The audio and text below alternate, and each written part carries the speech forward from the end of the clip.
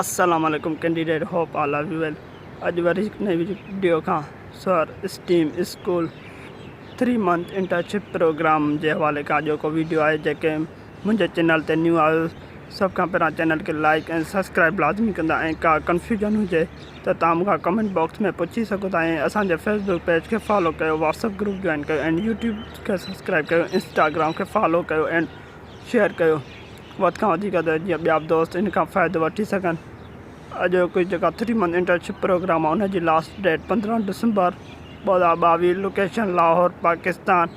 ऐं हिन में जेका फ्रेश ग्रेजुएट स्टूडेंट अप्लाई करे सघनि था। 3 महीननि जो इंटर्नशिप प्रोग्राम हूंदो।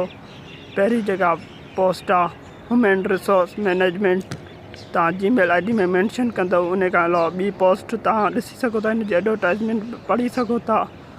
एंड उन खां गॾु ॿी post administration and facility management, जंहिंजूं 5 पोस्टूं आहिनि। ऐं उन खां अलावा हिन जी एडवर्टाइज़मेंट ऐं अप्लाई जो तरीक़ो बिल्कुलु सिंपल।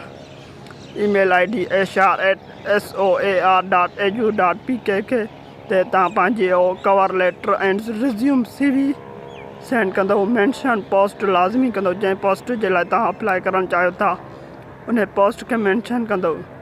रिक्वायरमेंट जेका हिन जी आहे, तव्हांजो require your cover letter and your resume CV must be attached on email ID at hr@soar.edu.pk।